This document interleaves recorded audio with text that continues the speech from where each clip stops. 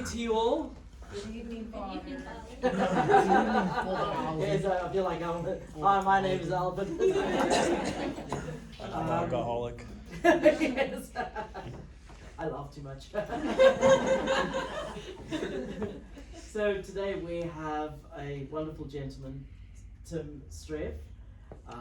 He's with the Catholic Rural Life, as we also do fall under our diocese, and much of our parishes are in rural, semi-rural territory. So he's going to come and present to us on Catholic Rural Life, and also he has a wonderful master in theology background, so you will also connect that with our own call, living out, living close to God in the environment and so forth. So we are so happy to have you from all the way from Minnesota. Minnesota. So, came down for us. So thank you for making that trip to a warmer part of the territory. Yes. Although I Thank don't you, feel Father. that way, others do. Thank you, Father. Well, yes, yeah, thank you, and I do want to say that I did make the trip specifically so that I could come and see all of you here at the Catholic Student Center. So Father Alvin and another priest of the diocese, Father Jim Schmidtmeyer, who I work with a great deal with him, because we have kind of a local chapter here in the diocese, and Father Schmidtmeyer oversees that. So the two of them together invited me down, and I really appreciate it. And it's not that much of a penance, because I think when I left this morning in Minnesota, it was 11 degrees, and I think the car said it was like 72. So I made sure to call my wife on the way here from the airport and just let her know how much I was roughing it in the 70-degree weather. So thank you so much for inviting me down. So as Father said, so I work for the National Office of Catholic Rural Life, and my position there is as program manager, so I sort of oversee two of our major programs, and the two programs are, one, Thriving in Rural Ministry, which is a continuing formation and retreat program for rural priests. So usually 3 times a year, I go out on retreat with a group of priests, somewhere between 10 and 25, depending on the numbers, and have a retreat specifically tailored to what they need, and talk about their ministry, and really just a lot of these weeks that we go on retreat are really beautiful. I heard you just had a retreat yourselves, so imagine that, but I'm assuming we don't do nearly as much singing as you all do.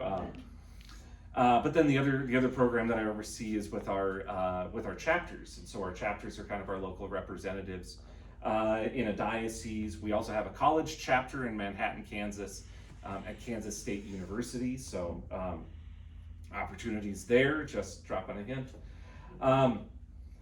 But what I do is I spend much of my time traveling around the country, and I visit rural towns. I go to farm masses.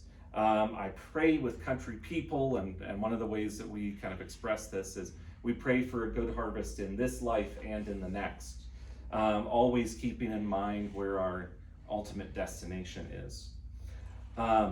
And then I talk about the work that we do.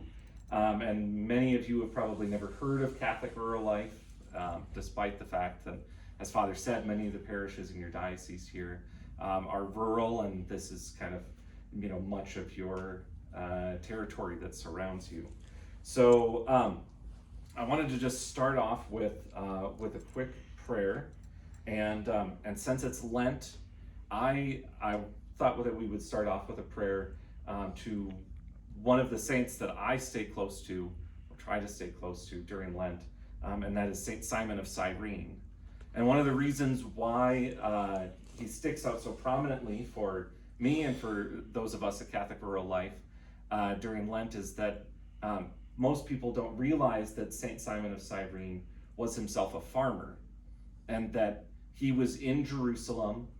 It says in the Gospel of Mark that he came in from the country, and that's when he encountered our Lord carrying his cross, and he was pressed into service. And the tradition also says that Saint Simon had two sons who are actually mentioned in the Acts of the Apostles as saints as well.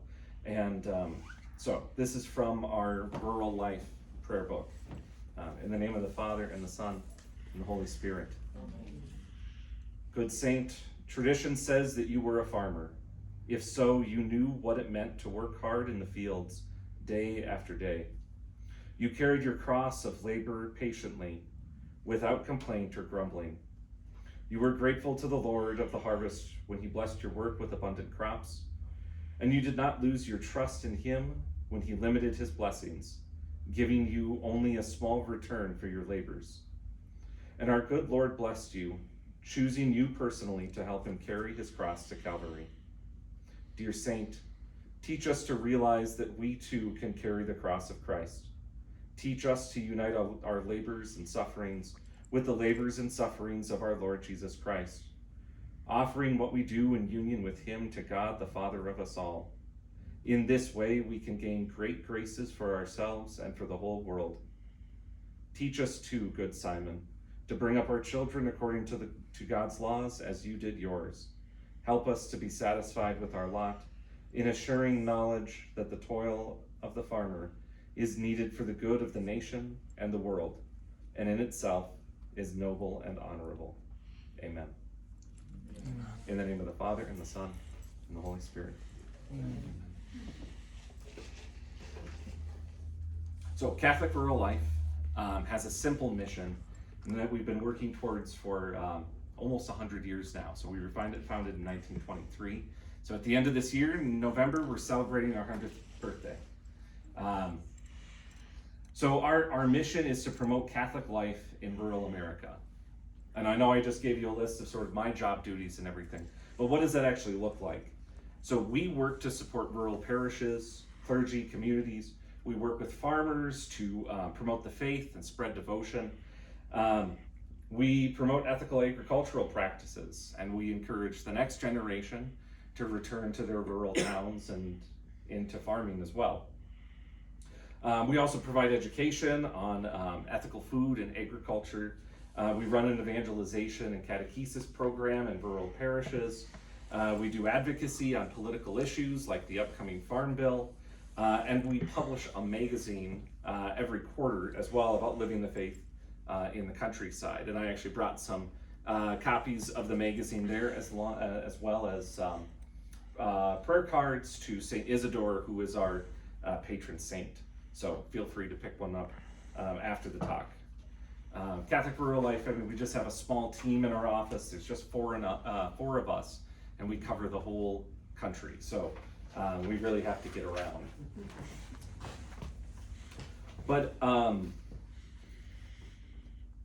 just wanted to get a quick show of hands here of how many of you are local to the university. How many of you come from, say, within about 100 miles? All right, so a little over half. Father, you live here now, yes. So that's. And then another show of hands, how many of you come from a rural town, wherever that might be? Okay, so a little over half. Some of you might be surprised that, so the definition of a rural town that we use is actually a city of less than 50,000 people that's not attached to a larger metropolitan. That's the USDA's definition. So based on that, how many of you think that you come from a rural town? All right, see, that number's a lot higher than even you were expecting. And I talk to priests all the time, and I talk to them about, well, your rural ministry, and they're like, I'm in a town of 15,000. We're not rural. We have 3 churches. We have a Walmart. This is not rural, So this is at least the definition that we're working with. And as I travel around the country, I get to see a lot of differences between rural towns, and then, as we've talked today, the wind and the tarantulas and other things that could show up in your neck of the woods, is not what I have back in Minnesota. Right now in Minnesota, we had a warm snap over the last week or so, but we still have about 2.5 feet of snow on the ground, and nothing's living underneath there right now. But you can see little things peeking out, kind of here and there. And when I think about my hometown, I was surrounded by cornfields, soybeans, the occasional dairy, rather than the oil field or the cattle ranch or something like that. So there's significant differences. But one of the things that's really key is at the heart of every rural community is this dedication to the people, to the place where we call home. It's the same everywhere. And I'm especially reminded here in Texas that so many of these small towns were settled by Germans, much like the town that I came from. And Germans are Germans, no matter where you are or how many generations it's been since they've come from the old country. If they're all speaking English, you still know when you meet a German. So those are things that we definitely have in common.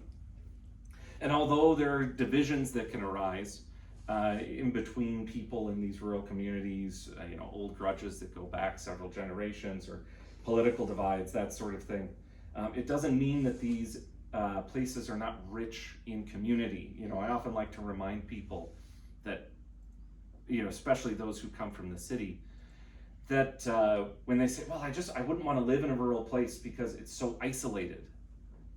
And then a few seconds later, they tell me about, well, I have this great story about a nosy neighbor, or I have this story about everybody being in everybody else's business. You say, okay, how do you square that? You're isolated, but at the same time, you're surrounded by this inescapable community. Everybody knows everybody else. You can't have it both ways. And actually, one of the quotes that I like bringing up oftentimes is from one of my favorite authors. It's a British author by the name of G.K. Chesterton.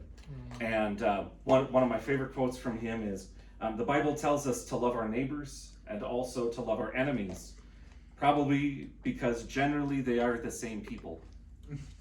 So true. So, another similarity, just to bring up a couple more examples, is whenever I'm in a rural town, and in fact, whenever I get phone calls from Father Jim, I usually get an update on the weather.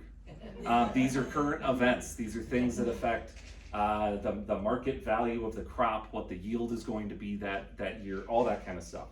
So that's something that we all kind of have in common, and I think it really demonstrates that people who live in rural places are people who live close to the land. And so I know we have the USDA's definition of what a rural town is, but really those who are rural are those who live close to the land, or in some cases close to the sea, as I'm constantly reminded. Folks in the Archdiocese of Seattle who talk to me like, well, but I'm from a fishing town or something, but still, it's living close to creation, and there's this great contact and proximity. So one of the things that I wanted to talk about, especially during the season of Lent, is the Catholic social teaching. So the great tradition of the Church about the social teachings. And why would I want to bring this up? Well, for one reason, is that Catholic rural life is fundamentally a social organization. We were born out of the great social movement of the early 20th century. For most people, when you bring up Catholic social teaching, the first thing that they think about is going to be things like the preferential option for the poor or social justice. And that's usually the account that we get. And those are incredibly important parts of the Church's social teaching. And in fact, a society can be judged by how it treats the least among us. So that is extremely important. But there's a vast richness to Catholic social teaching, and this is something that we deal with every single day. It goes beyond just the preferential option for the poor. So what is the Catholic social teaching? The social teaching of the Church really comes down to what the church teaches about the relationships between people, how we should live in a society, how people should provide for themselves, and how they should be generous with the excesses that they have. So like I mentioned, there was this great boom of social organizations in the late 19th and early 20th century. So the Catholic Worker Movement, Catholic Charities, the Knights of Columbus, the Catholic Foresters, all of these were founded with a social mission. And Catholic Rural Life was born out of the same movement. And our founder was a priest by the name of Father Edwin V. O'Hara. And Father O'Hara he grew up in Minnesota, but he was a priest in Oregon. And he founded our organization as the National Catholic Rural Life Conference. That just kind of rolls off the tongue, doesn't it? I was shocked to find out it took until 2012 for us to shorten it. But Father O'Hara grew up in a rural town on a dairy farm in southern Minnesota, and I was fortunate enough actually to be director of religious education in the parish that he would have grown up in had it existed when he was a boy. See, this is the thing. So he grew up on a dairy farm, and it was a 9-hour trip to get to the nearest parish. So they worked out this deal with the local pastor. So they had the pastor's permission that they would send one family member per week to Mass, because that's all they could afford to send with other families. And they kind of pooled together to make that trip on a weekly basis.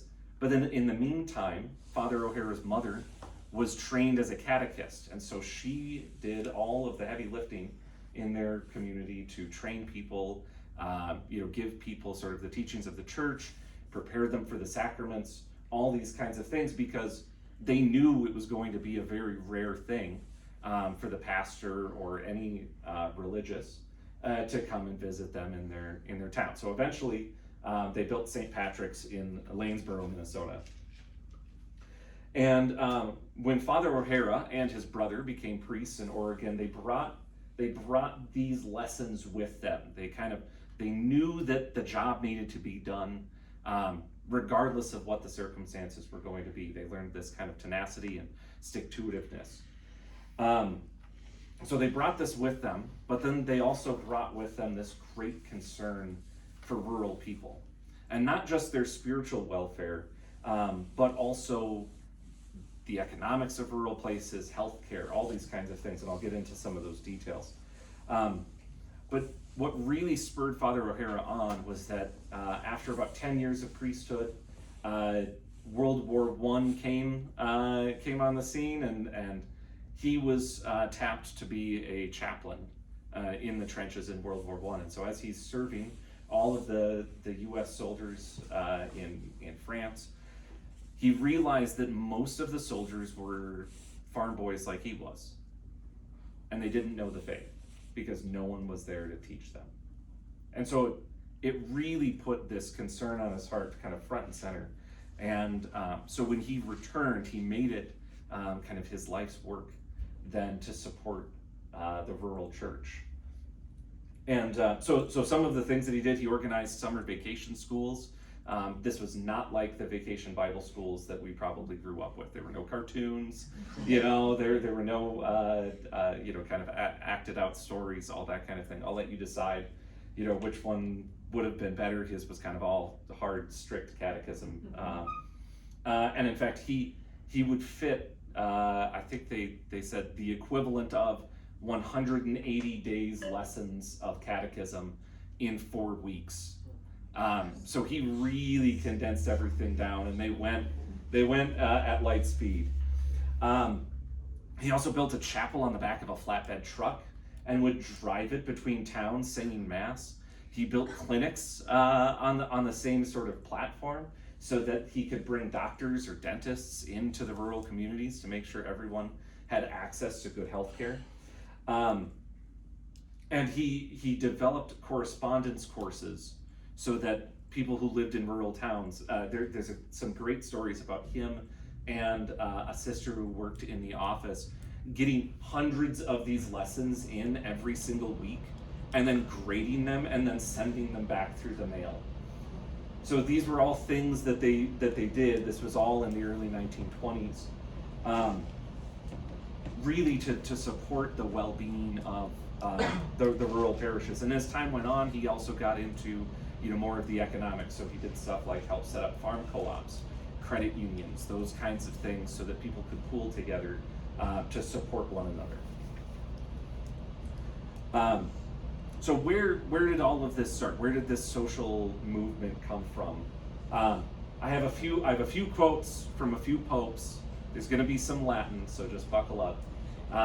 Mostly just names of encyclicals. So all of you can nod along when when you've seen this encyclical before, or just smile and nod if you have no idea what language I'm speaking. So, but in 1891, Pope Leo XIII kind of kicked off the social movement with this well-known encyclical letter called Rerum Novarum, which is Latin for literally concerning new things.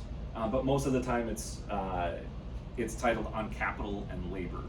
And this was a document that was concerned with the plight of the working class.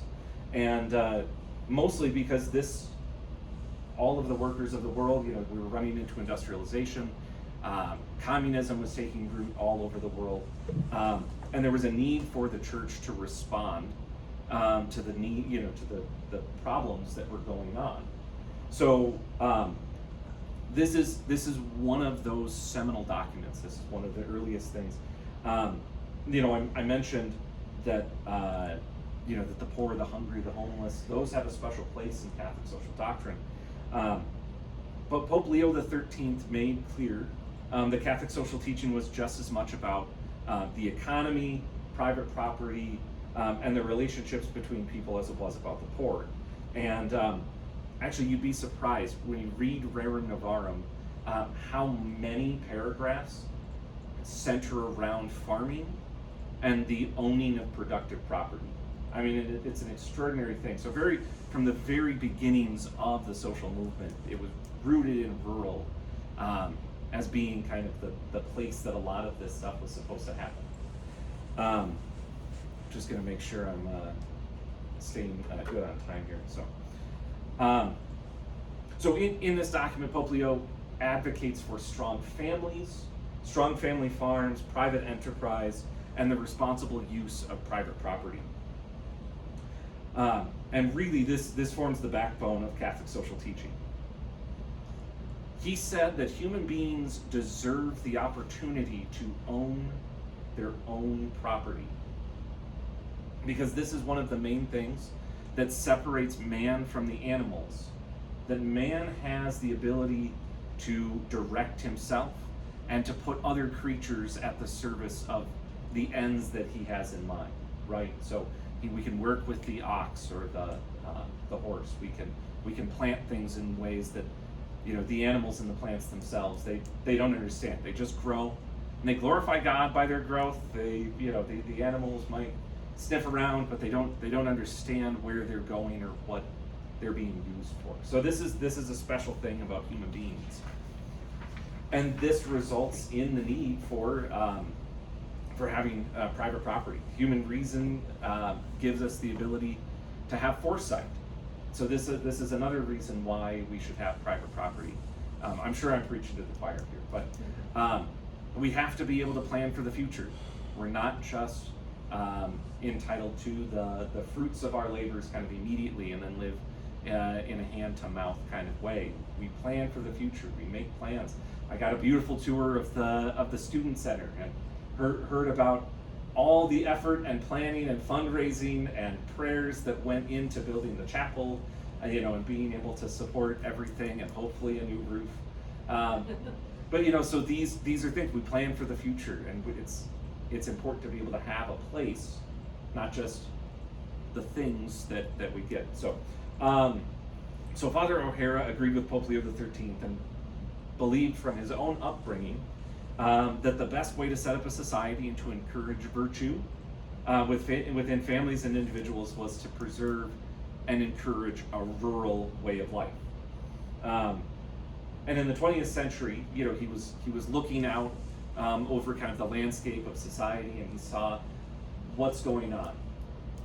people are moving to the cities, right? Catholic immigrants were coming from Europe. They might have a farm background themselves, but they get so far as an urban area, and that's where they stop.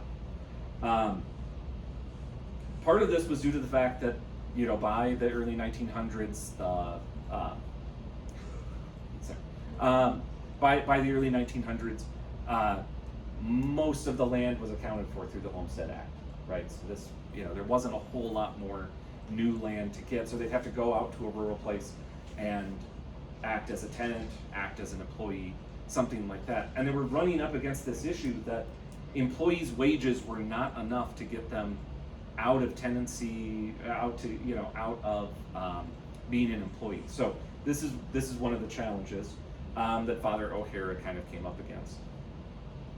So he believed that the things that he learned on the farm, so good work ethic, thrift, honesty, integrity, those sorts of things, were formed in him because he had this close contact with God's creation. And he also believed it was because sometimes things were tough and he had to overcome difficulties and challenges of being on a farm. I don't know. I asked about coming from a rural place. Does anybody here actually come from a farm? Did you grow up on a farm? You had chores in the morning before school, all this kind of stuff. What did you have on your? Helping my dad feed the cows was main. Okay. But as I gotten older, but now we have goats and stuff, and now my brothers and sisters have all that stuff to do. Sure. It always they always get the fun stuff after you have. Yeah. And you, what did you have on your farm? Cattle. Cows.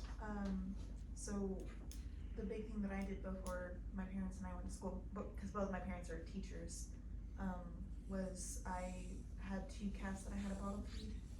So that was the big thing that I did before we went to school. And then Sure. afterwards, during winter, I'd help my papa break ice and stuff like that. Oh wow.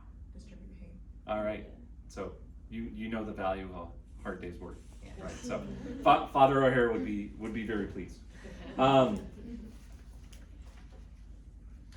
And so Father O'Hara saw that farming was this primal producer in the economy. That when you trace back like everything in economics, everything in the supply chain, it all went back to something that came from rural. One of the things that we often say, just so that we have this like catchy way of saying it, is that all food, fuel, and fiber comes first from a rural place before it ever makes it to the supermarket or the store or the gas station. So, and I think probably you have all 3 of those things represented here in the diocese. I think there's some areas of cotton, there's definitely oil, you have lots of food that's produced here. So these are things that well, here in your backyard. But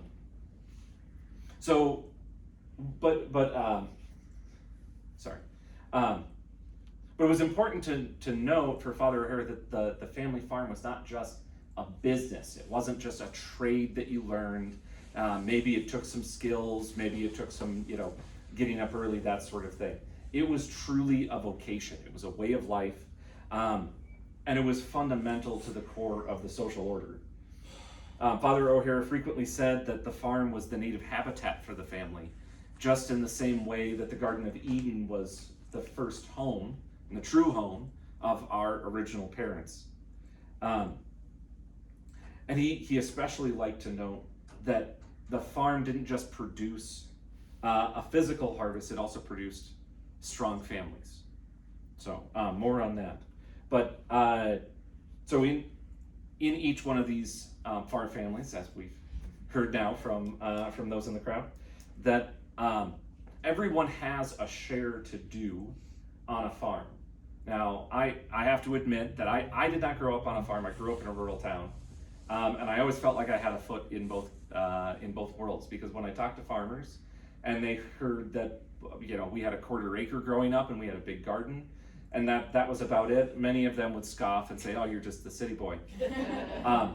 But then my wife is from Los Angeles, and I was way too much country for her when we first met. So I feel like I have this foot in both camps. But in a country home, everyone's interests are aligned. So on the farm, everybody has to pitch in. And this was kind of in juxtaposition to when industrialization first came on the scene. You had this problem where after the right and just child labor laws were enacted, children were not economic contributors to the family, and so having more children was a burden, and we saw that birth rates declined in the city versus the way that they took place in the country. And in fact, one of the things that Father O'Hara would say when he would go to a bishop, or when he would talk to groups of people, he would say, "We're supplying the city. They're not having enough kids. They're all coming from the farms, and we're just supplying another crop to them, right? This is just going to happen. So we need to support rural. Even if we want to have strong cities, we have to have strong rural places so that the people who are in the city can continue to thrive and have enough people for commerce and society there." And I want to bring up, I'll bring up a story about a friend in a moment. So seeing children as a burden versus seeing them as a blessing is something that is somewhat related to economics. I think of a particular pro-life speaker who I think he spoke at the last March for Life, and he was conceived because of rape, and he has this beautiful story about his mother choosing life. And one of the things that he brought up was that he was adopted and he grew up on a farm. And the moment that he learned about abortion, he broke down in tears, because he knew, he was taught on the farm that you did everything you could to save the babies on the farm. You wanted that calf, you wanted that goat, you wanted the chicks. You did everything that you could. So how could someone do this to another human being? I think it's a great lesson. It's not every farmer is like that, but I think it's a great lesson of the kinds of things that you learn growing up, being surrounded by this proximity to nature. So a close friend of mine lives in Idaho. He has 9 children, and they farm on 6,000 acres. So this is a significant farming operation. My wife and I went to visit him about 6 months ago, and we got a tour, and it was amazing to watch the way that his children contributed to the life on the farm. So the oldest is, I believe, about 12 years old, and he was driving the combine, and there were plenty of times when 6,000 acres is a pretty large piece of property. So the kids could drive cars without ever touching a private road or a public road for miles and miles. Maybe that part doesn't need to go up on YouTube. But the way that the younger children would contribute on the farm is things like they took care of the chickens, they took care of the goats, they tended the garden, they helped with the cooking, they helped with the cleaning, all these kinds of things. And one night, while we were visiting, I asked him, I said, "Okay, I know you get this question, and everybody has a clever response. What do you say when people ask you, don't you have enough children?" And he said, "Oh yeah, we get that question all the time. We're the only people with a 15-passenger bus in town. So we get that question constantly." And what he said was, "I'm done having kids when I've run out of work for them to do." Now, he didn't just have kids so that he could have more staff members who were going to work for room and board. That's not the point. But the fact is that he wanted more and more and more children. He wanted as many as God would bless him with, for the simple fact that he knew that when each member of the family came into existence, it was a net benefit to society. So that's the kind of attitude that I think we need to develop. What does he do to afford 6,000 acres of land? So he grows a lot of wheat. He has a small cattle operation. He has some lentils and canola.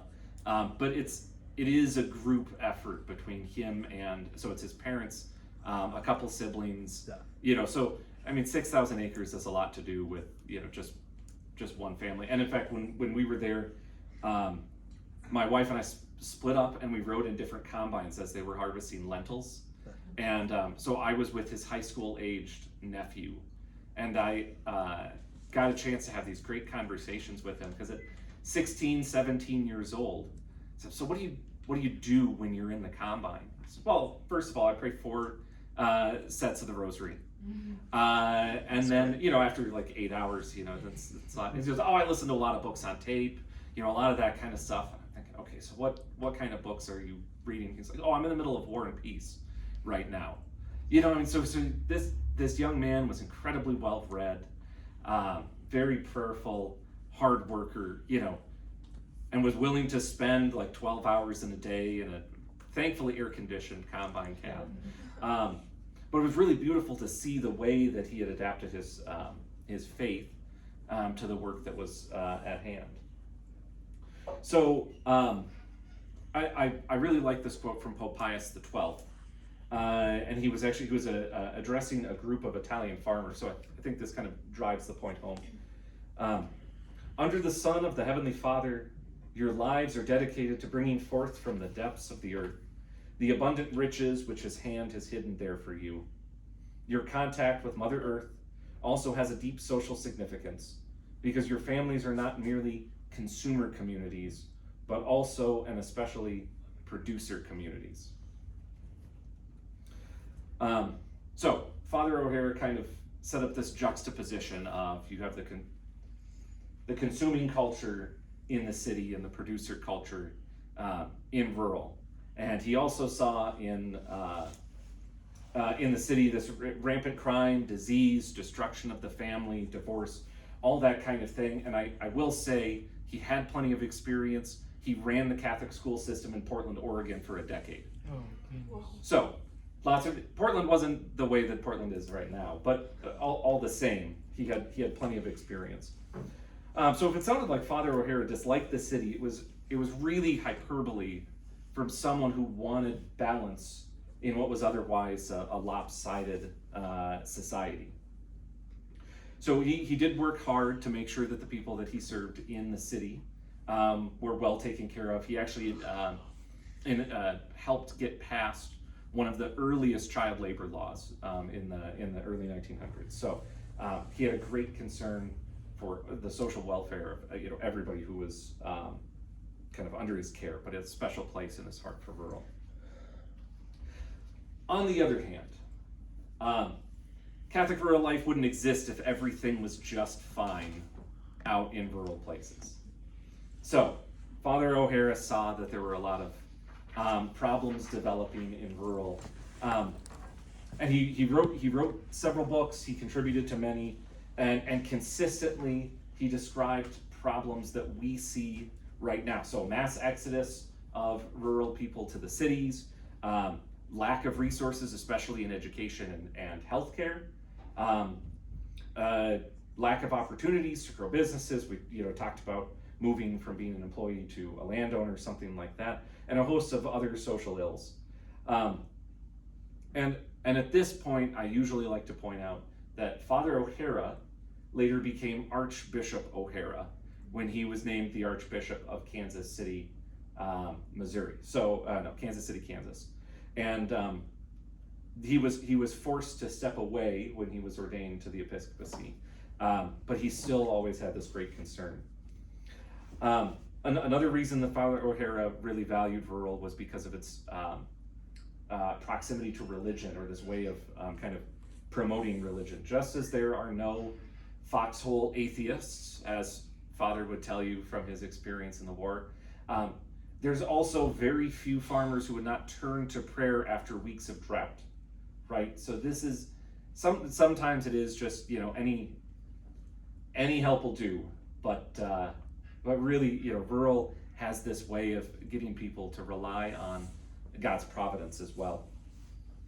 Rural living also brings people into contact with the natural order, and I especially like to bring up some lessons that I learned in my sacramental theology class, where sacraments are only supernatural signs because they are first natural signs. So baptism can't be a sign of supernatural cleansing, spiritual cleansing, unless water was itself first a natural sign of cleansing. And you see this with the other elements of knowing what oil does, knowing what bread and wine are for. It's physical food before it's spiritual food.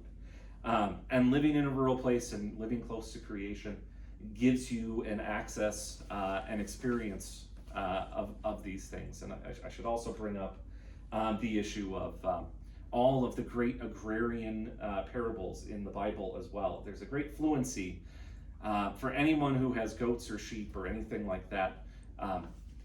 You know what it's like to go after a sheep that's being stubborn and running away. It's a dumb animal. It's not really a compliment. So anyway, I know we're getting close to time for Mass, so I'll skip ahead a little bit.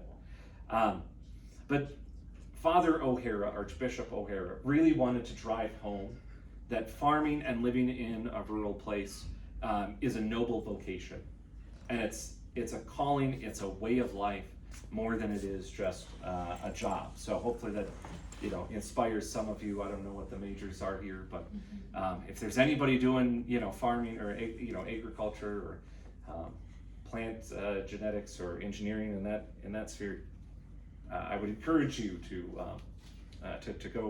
go back to rural. I think I just want to bring up two more points here before I finish. Catholic social teaching is fundamentally concerned with institutions, and there are two sets of institutions. And I just want to bring this up from Rerum Novarum, that there are the institutions that God made and the institutions that man made, right? So the ones that God instituted are the family and the church. Or as I like pointing out, the domestic church and the universal church. And then the man-made institutions of universities, businesses, and government, those kinds of things. And oftentimes we get this priority backwards.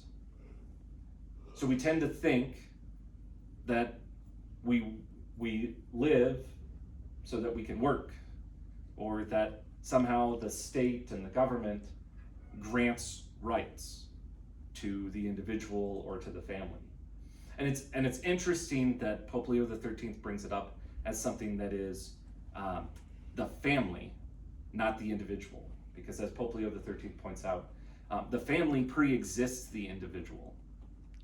That union between a husband and wife exists prior to any children coming into existence. So your family existed before you did. You came from this institution. So there's a host of reasons why we need to get these things in the right order and know where the rights are coming from. But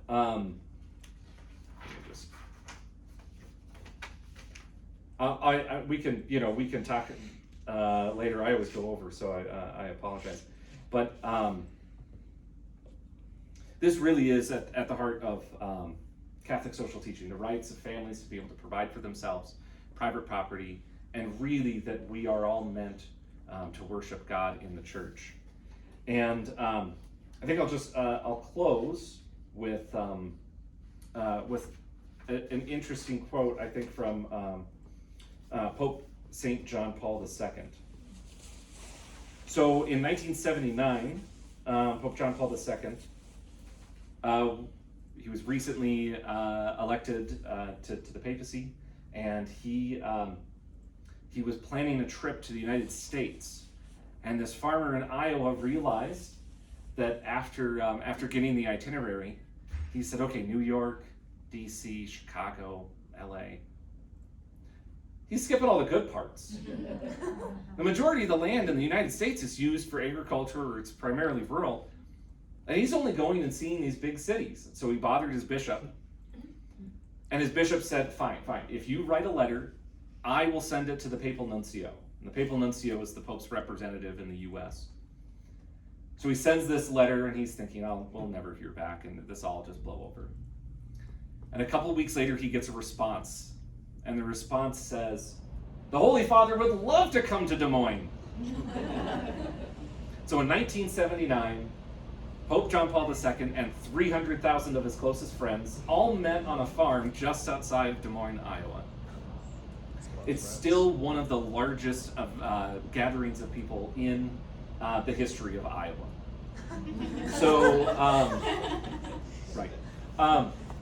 But during Pope John Paul II's homily, he highlighted 3 things that he thought were important for rural living. One was an attitude of gratitude. He didn't mean to rhyme that. For all that God has given us, the natural resources to grow food. 2, an attitude of conservation, caring for the earth as a gift from God and passing on the farm to future generations in better shape than when we received it. And finally, an attitude of generosity, sharing with others the fruits of our labors, feeding the hungry both here in the United States and around the world. So, as we reflect during this home stretch of the season of Lent, I just want to especially emphasize the first and the last of Pope John Paul II's points. First, we must recognize that God's generosity to us accounts for everything we have, even our own lives and bodies. Everything that we eat, where we live, how we travel, it's all due to the gifts which God has given us. And if that weren't enough, God pours gift upon gift, not just the natural goods, but also the supernatural goods of the sharing of his divine life with us, his passion, death, and resurrection. And what's the correct response to someone who is so generous? It's to be generous ourselves. So we know that if we have received freely, we must also give freely as well. We must cooperate with God and give the fruits of our labors back to God and to others. And we have to make sure that we do not invert the priority of our institutions, which are also a gift from God. And I think Archbishop O'Hara would agree with me that there are few better places to do so, and to enact the Church's social teaching than in rural life. So I'll end there since we have 4 minutes before Mass, and there's hardly any time for questions. But thank you for having me. I appreciate it.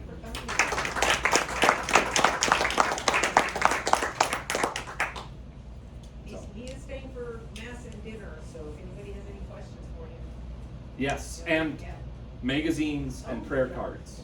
So don't forget, read up about things that are going on in the rural world and pray to St. Isidore. So again, we thank you so much, and thank you for making the trip and sharing your wisdom with us. Here, let's get a picture if you don't mind.